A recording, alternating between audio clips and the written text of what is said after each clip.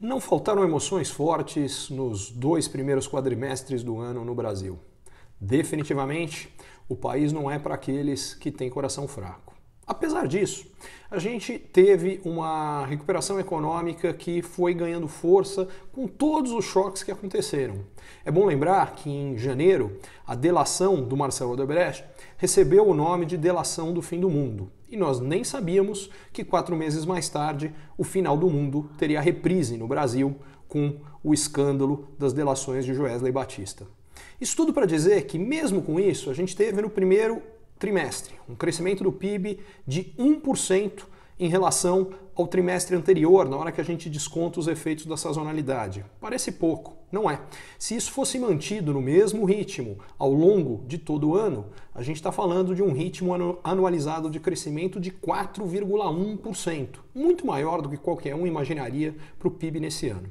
No segundo trimestre, com o choque do que foi a delação de Joesley e a expectativa de que ninguém sabia o que ia acontecer e, por consequência, as empresas deram uma segurada nas suas decisões de investimento, as pessoas ficaram com medo de assumir decisões de consumo de valores mais altos e com isso tudo o crescimento diminuiu, mas ainda assim aconteceu. De acordo com o IBCBR, o índice do Banco Central, que é uma proxy do PIB, o dado do PIB do segundo trimestre ainda não foi divulgado, houve um crescimento de 0,25%, que anualizado dá 1% ao ano. Nenhuma maravilha, mas mais uma vez, na direção de algo que estava sustentando o crescimento. Muito mais importante é que isso não foi suficiente para reverter a grande novidade do primeiro semestre desse ano. Os empregos começaram a voltar.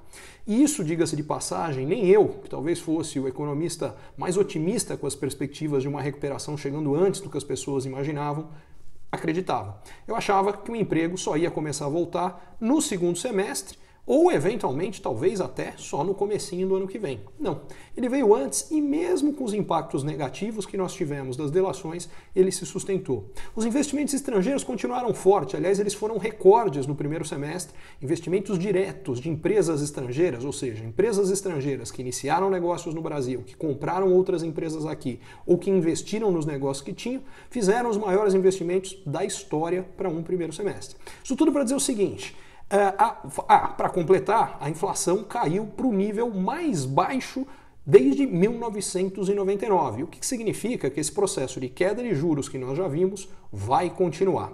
Significa o seguinte: com mais emprego, a gente vai ter mais consumo, com mais consumo as empresas vão vender mais e vendendo mais, vão acabar tendo que contratar mais, o que coloca renda no bolso de mais gente que vai poder consumir mais e, por consequência, aumentar a venda de outras empresas que vão acabar também contratando mais. Ou seja, é um círculo virtuoso que vai ser reforçado com uma volta gradual do crédito à medida que a taxa de juros fica mais baixa, o estímulo para os bancos emprestarem com a expectativa de que no futuro a taxa vai ser mais baixa e, portanto, a remuneração que eles podem ter em empréstimos que sejam feitos daqui a 6 meses vai ser inferior, muito provavelmente, a que eles conseguem fazendo hoje, é um estímulo para não só ter mais crédito, mas crédito por prazos mais longos.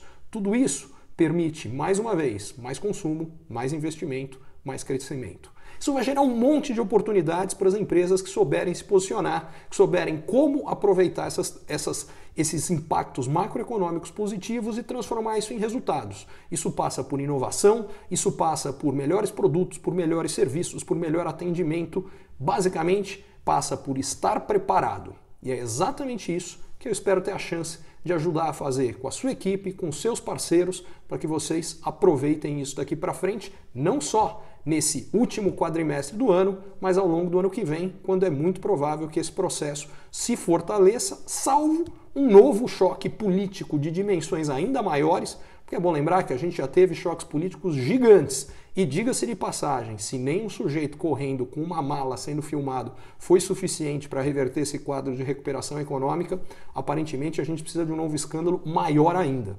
Possível, sem dúvida. O Brasil tem mostrado que tudo aqui é possível, mas vai ficando cada vez mais difícil. E, por fim, há uma série de avanços importantes que têm acontecido no campo de reformas. A gente teve a reforma trabalhista, que passou e vai ajudar a uma redução de custos de produção no Brasil, por consequência, mais emprego. Teve a reforma do teto do gastos, Vamos ver se a Previdência passa agora. Além disso, está começando a tramitar a reforma tributária, que é muito importante, e o governo começou, finalmente, a ter um programa um pouquinho mais agressivo de concessões e privatizações, o que ajuda a melhorar as contas públicas, ajuda a melhorar a eficiência da economia brasileira, a atrair mais investimento, enfim, tem muita coisa aí que pode ter um impacto positivo. Eu espero ter a chance de dividir isso com você, com a sua equipe, com seus clientes e ajudá-los a transformar isso tudo em resultado para vocês.